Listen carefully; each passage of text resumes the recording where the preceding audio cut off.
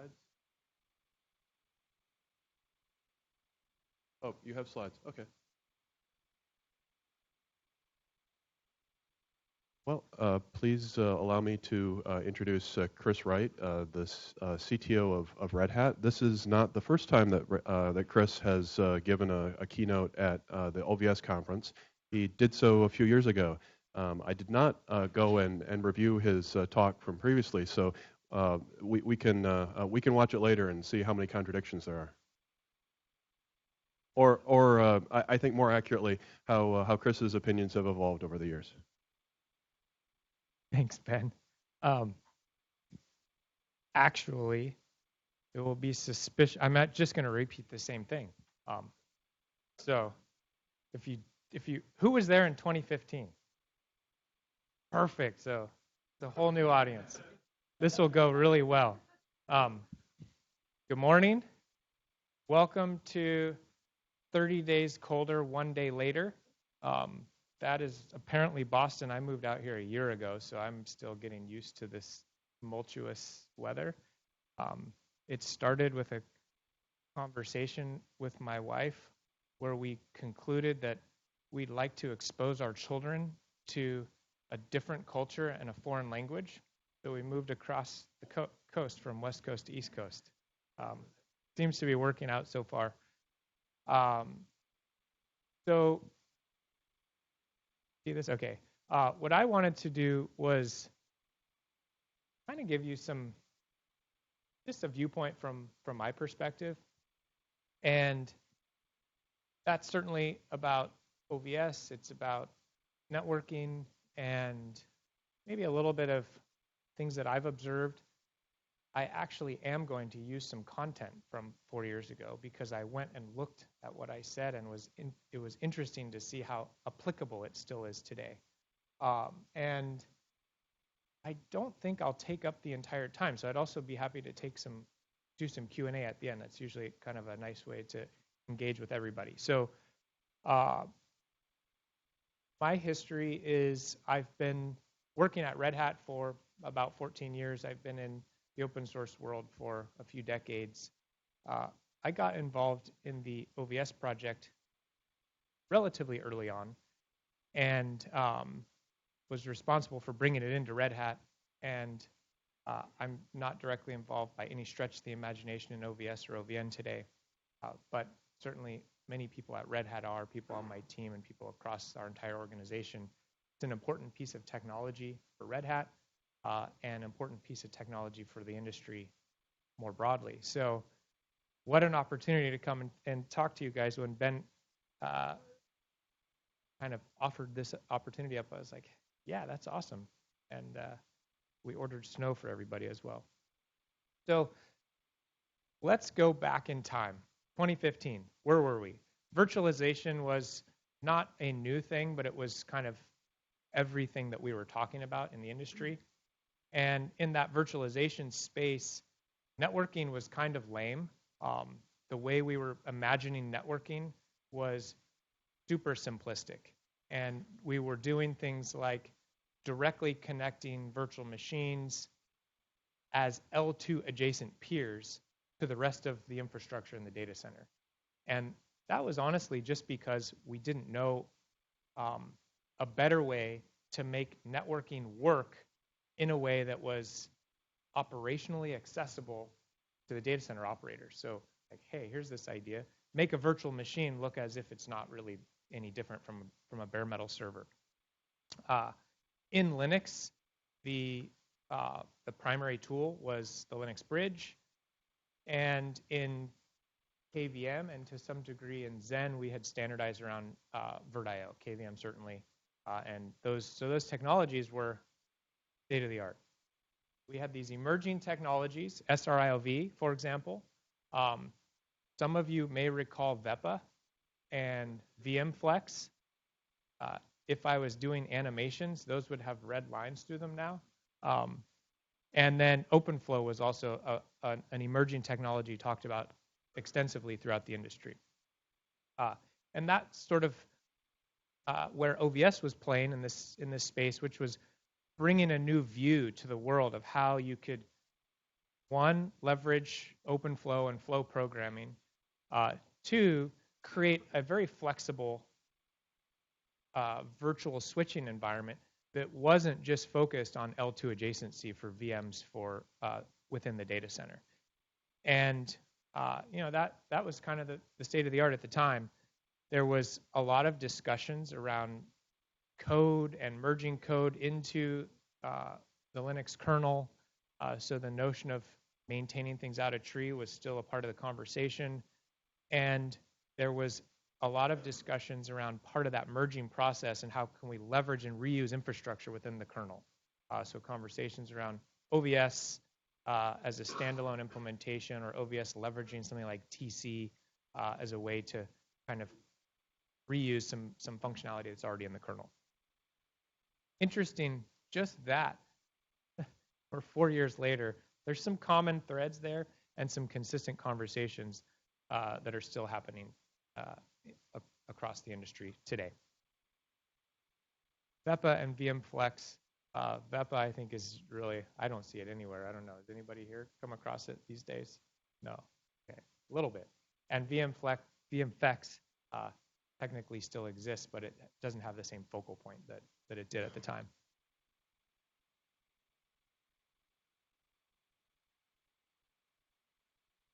So also, what we were looking at was applications for OVS, or virtual switching in general, making networking accessible to workloads running inside virtual machines.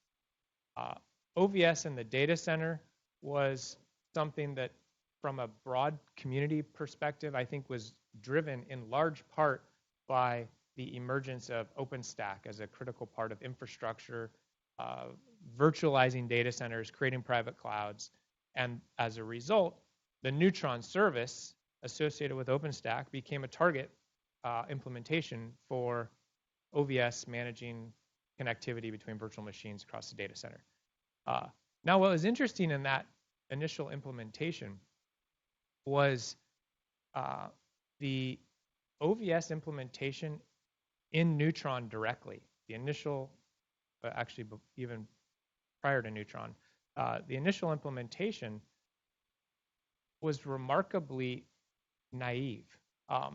So if you look at what Open vSwitch was capable of and the way it could be programmed, and you looked at how the Neutron implementation managed OVS, it was kind of as if you took the command line primitives that you would use just as an administrator and stuffed those into a Python script.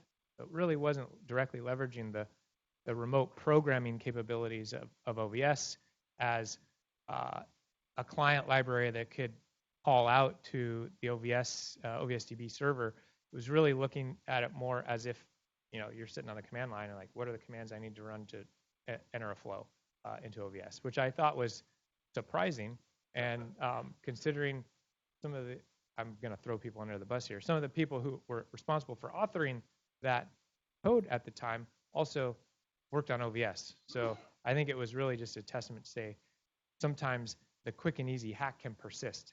And maybe we should always look at where you're incurring technical debt along the way, because that stuff takes a long time to go away.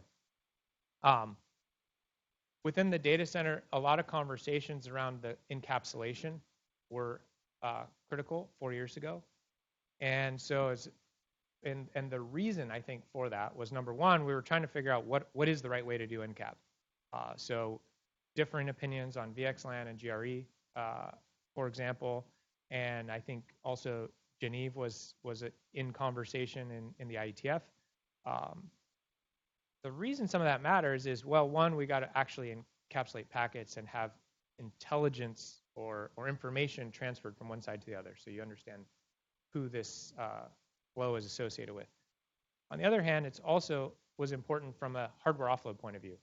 So the hardware vendors were looking at this from the point of view of, if you give me something random, I won't be able to accelerate the encapsulation. I need some structure around that. Could we please agree across the industry on what that structure looks like? And the answer was, yes, we can agree. Here's all the choices. And that's a common response in the networking world. That's not new for this round of NCAPs, and it's a response that I expect will probably continue going into the future. The other thing was just switching alone in the data center is, at the time, insufficient. So it's important, necessary, but not totally sufficient. Users were looking for a whole set of network functionality. They're looking at load balancers and looking at some kind of security implementation, firewalls, ACLs, security groups is the nomenclature often used in the cloud world, and so that's just a user requirement. How do you connect applications, and the applications are being plugged into the network, and then from a infrastructure perspective in the data center, we were looking at how can we build really data center wide scalability. So this isn't a small cluster. Typically, at that point in time, you'd look at clusters and say a 32-node cluster is a decent-sized cluster. Now we're talking about, can we implement this infrastructure across the entire data center? Around the same time, the telco industry was starting down a journey of network functions virtualization. So it started a few years earlier, but it was becoming much more practical and happening. And so in this context, we're talking about taking functionality, including things like load balancers, and moving those out of hardware into software, connecting those different network functions through some type of connectivity, logic, often called service chaining, and focused entirely on moving all the existing functionality out of hardware into software, increasing the manageability but not losing any performance, because this is running like mobile networks. And interestingly, all of these things, the data center view and the telco view, are still quite relevant today. Nothing has fundamentally changed. We just have continued to deploy and deploy and deploy. On the hardware side, we were looking at ways we could do different forms of offload. So one mechanism for offloading is offloading your in-cap requirements to the top rack switch. So hardware VTEP came into play. And then also leveraging hardware directly in the server. SRIOV had been around for a while. This became an interesting application where you could directly assign a virtual function in a NIC to the virtual switch and essentially bypass much of the overhead in the underlying OS. And similarly, in some cases, we're passing that through directly to virtual machine, in which case you have this complicated world of how are you connecting those virtual machines that are connected directly to the network and the virtual machines that are connected indirectly to the network through the virtual switch. And a variety of different ASICs and even NPUs emerging as possible programmable targets for pushing packets around your network. And a question was, there's all, similar to the NCAPs, there's all this choice. How do you make that usable? If you go back about just a few years earlier, I had been personally speaking with a bunch of different hardware vendors, making this suggestion that, hey, you're all building network switching capabilities into your NICs.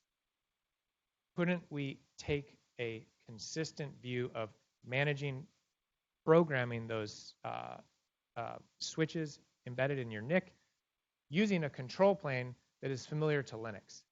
And that was, so my quite literal proposal was use the OVS programming model to program your switches. And what's interesting about that was a conversation that started, it feels like a decade ago, and we're still in the beginnings of being able to realize that. So it takes quite a while to start these conversations, percolate these ideas, and turn those from just concept to reality, especially when hardware is involved, because there's multi-year cycles in developing and building hardware. So this was the future 4 years ago. Complexity slows adoption. Extensibility is really important, so you can't have entirely fixed function. Fixed function means it's difficult for people to either adapt to their environment or which would be kind of a user perspective, or from a vendor perspective, differentiate. Whole interesting conversation on forks meaning forking the code, and how at this point in time we had some issues with DPDK support being in tree, out of tree. So in my opinion, forks are, if you're trying to get code into the main line of a project, a fork, if it's a temporary place where you're doing development, is not really a fork, it's just a way you're doing development. A fork in terms of now we manage this code externally from the mainline project and deliver that as functionality to others, sets this dangerous precedent and expectation for users, which is confusion between the core mainstream project and this fork project, and it creates misset expectations. Governance around a project is important. So how do you make contributions to a project? How decisions are made?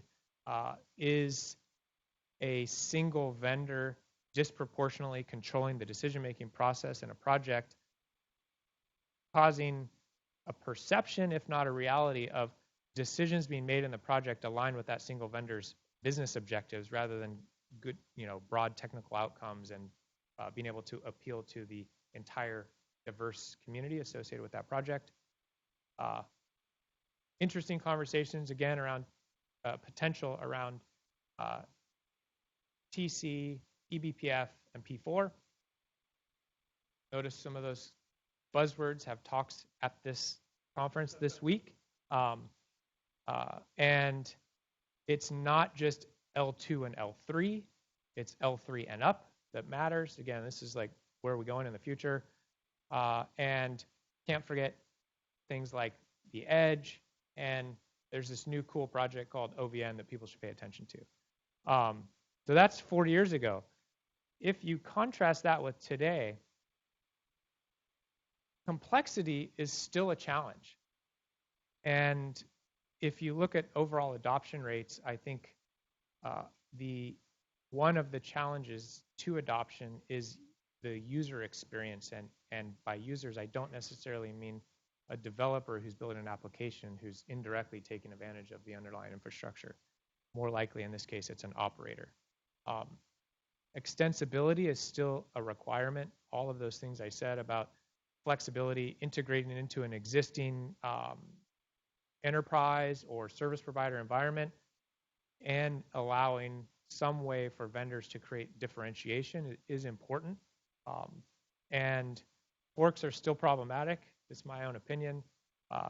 Governance is certainly important, and in the time period between 2015 and now, OVS and OVN are really poster children for maintaining a really healthy, vibrant community, understanding where governance is important and how to manage the overall project, even going so far as to be associated with a foundation, the Linux Foundation, but not being distorted through the perception that a foundation can create a pay-to-play environment, which I think it's OVS and OVN have set great examples in that space.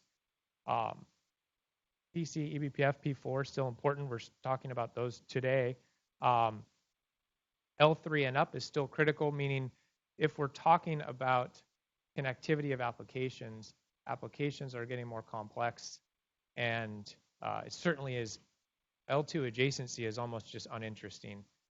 L3 connectivity is probably the table stakes, and higher level functionality is also important. The edge discussions that existed 4 years ago are turning into something real today.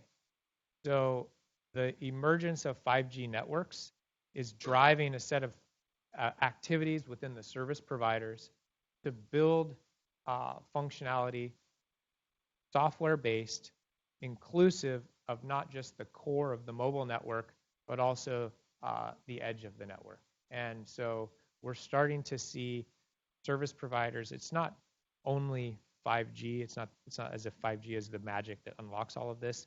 It's 5G as a compelling reason to make a set of investments. And there are a few service providers today who've started to virtualize their radio access network. And in that virtualization effort, you're creating a software platform that allows other applications to run in that same environment, co-located in close proximity to the edge. So this will have an interesting set of requirements on networking in this context. This isn't one that goes away, it's still critical. But we'll also be looking at large data flows and data flows that are associated with user-facing applications. And OVN is a real project, not just something that you might want to pay attention to, and it's an important part of the infrastructure. OVN, for me, I think is particularly interesting. And the reason is, when I described how Neutron was implementing OVS originally, it was actually at an OVS conference some number of years ago where I left the conference for a bit. We were on the VMware campus. There's a coffee shop there. And Martine and I went and sat down to have some coffee and talk about the health of OVS across the industry. We were both concerned that OVS was not being adopted as quickly as we expected it would be. And his hypothesis was the implementation in Neutron was poor enough that it gave OVS a sort of a bad reputation. Like, well, that's fair. I could kind of buy that. There's a set of issues that are coming along with the implementation, and if you, as a user, kind of away from the internal implementation details, can't disambiguate a Neutron OVS implementation driver essentially from OVS itself. They're both the same. Then that would absolutely be a reasonable conclusion to draw. And his proposal was, hey, what if we create a control plane around OVS that's a consistent way to manage OVS and use that as a point of integration into Neutron? Well, that is, we Red Hat would love to do that. That's an awesome idea. And here we are today. So let me go into that a little bit in terms of what Red Hat's doing.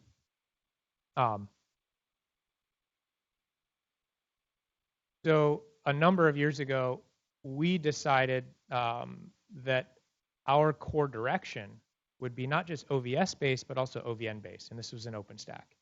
We had some discussions in the fall of 2016, and then in the winter of 2017 concluded that was our core direction. And over the course of a number of years, and I think this is an important thing to note, we slowly introduced that into our product. OSP is OpenStack platform. Introduced that first as kind of a technology preview, and then ultimately as a fully supported piece of the infrastructure of OSP. So this is kind of our view. This is the Red Hat perspective on how we incorporated this technology into our platform.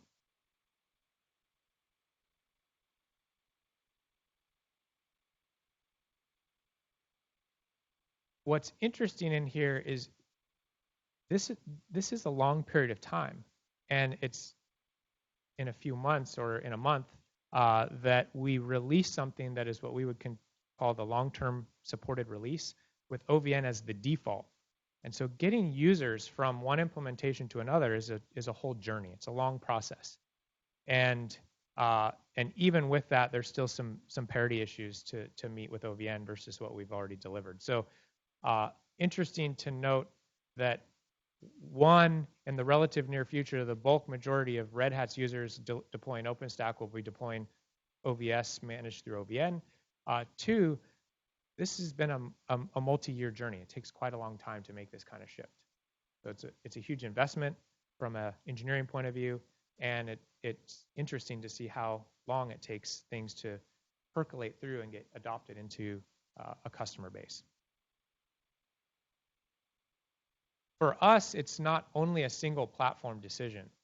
So the problem statement that I had posed maybe back in the summer of 2017 or 16 was, how could we get our own internal products consolidated around a common implementation?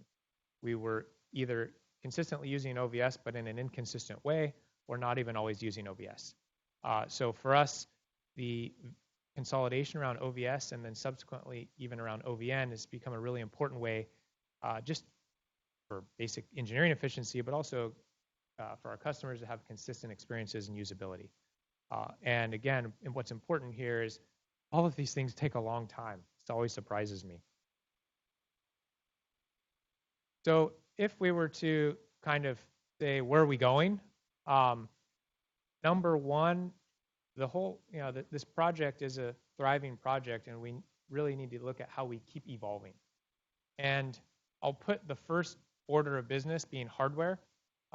If you look at a 100 gig network, a 100 gig network has 1 nanosecond interpacket spacing, or the interpacket gap. 1 nanosecond is, well, 1 foot the speed of light, which by itself is kind of boggling. But it's also, say, 2 or 3 cycles for a modern CPU, 2 gigahertz, 3 gigahertz CPU. So at that speed, your ability to touch a packet and do anything useful for it in the processor starts to really become compromised. So I think hardware, understanding the dynamics of the network and hardware is more important today than it's ever been before. Different way to put it is our infrastructure will be increasingly accelerated by special purpose hardware, and this is not networking only. So understanding how that's incorporated into the picture is critical. Another important point of evolution is that initial view of the data center as a very on-premises view of the data center, meaning one physical infrastructure, one kind of cluster spanning that infrastructure. Today, what we're seeing is what we at Red Hat call the open hybrid cloud, but more generally a hybrid cloud world, which is a connection between on-premises infrastructure, public clouds, not just a single one, but public clouds.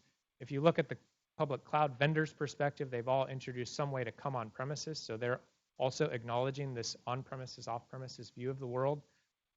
And what that means for networking is even with a single enterprise or a single service provider, you had multiple data center points of presence.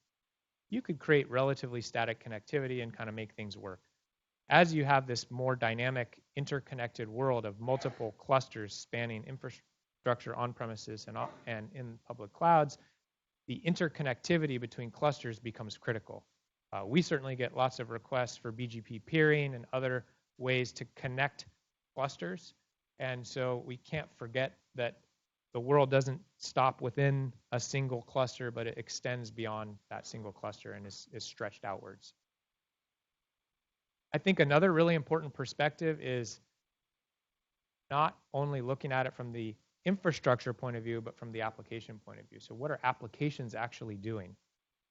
Applications are increasingly being built in smaller and smaller pieces of functionality. Trying not to use buzzwords, but microservices is the buzzword. Small, discrete pieces of functionality where the way that you aggregate functionality into a meaningful application, the only thing that reconstitutes all those pieces is the network. The application engineer, developer, really doesn't give a shit about the network. They care about the application that they're building. They actually don't even want to understand, the fallacies of distributed systems include things like the network is just infinitely reliable, has zero latency. This is kind of the application engineering mindset. So how do we kind of understand where the application engineer is coming from, the software developer is coming from, and meet them where they are, as opposed to being focused entirely at the infrastructure level, sort of admiring protocols, not understanding the use case. And then in that notion of complexity slows adoption, the operational experience, now we are talking more about an infrastructure perspective, the operational experience of this infrastructure is paramount to the success of the project. And the ability to inject packets, to test hypotheses, debug, do packet tracing, visualize network connectivity, understand when a flapping link is causing an outage, not only at the networking level, but the applications that are being impacted. These are the things that the operators care about, because that's what they're being asked. Like, great, you got these overlays, except I can't really figure out what's going on. I don't know who's talking to whom, and I if something breaks, I don't have any idea how to go in and troubleshoot it. So if I were to try to summarize that into some lessons learned, number one, part of that complexity is not just in the implementation, it's across the industry. So I would kind of put forward that fragmentation across the industry has fundamentally slowed the adoption of software-defined networking. I think if you go back in time and the hype around it, the expectations set around that hype, we've not actually met the hype. And I think a part of the challenge there is fragmentation. If you flip that around, that's an opportunity for consolidation. I see OVS as being one of those great projects that's created consolidation. It's a consistent way to manage connectivity in these virtualized and increasingly containerized environments. So I even see from a vendor point of view less focus on the low-level differentiation because it's just it really isn't as interesting. And the kind of value line moving to the north idea, the more we can collaborate across the industry on common infrastructure, the better off we are. And together, reducing fragmentation, increasing some form of consolidation, I think is what increases adoption, as well as all those operational considerations that I had mentioned before. So the looking at it from the point of view of how do we create adoption, I think is an important lesson learned. And the thing that surprises me the most about adoption is how long it takes to make a shift in the industry. I often accuse VCs and even foundations of creating hype with no reality check around the, creating a set of expectations for users, no reality check about how practical that is. A different way to state it is a single press release or media article can create hype beyond imagination. So that takes a few minutes to write that thing and send it out. It really takes years, 5 years, to get adoption across a large swath of the industry. So those different time frames are really important to understand and realize that we're looking at the world through not the hype side, but actually the reality side, and how do we get adoption. And then another piece is really meeting users where they are. And my sort of plea to you is think in terms of what industry events are you attending that are not always focused on the low-level details of networking and connectivity, but where are you showing up in places like KubeCon to understand how users are actually taking all of this and implementing it to meet their needs. And as a concrete example, as we lift out of L2 and L3 and go L4 through 7, the Kubernetes world and microservices have generated excitement around a service mesh, and a service mesh creates a whole different way to do application connectivity that changes what the requirements are for OVS and OVN. And hopefully this is a place where it's an opportunity, not a threat. So that's just my perspective. I hope you have a great day today. I hope yesterday was awesome. And I think I'm out of time. I was hoping I'd be able to take a few questions, but you tell me. We are indeed out of time, but let's thank our speaker.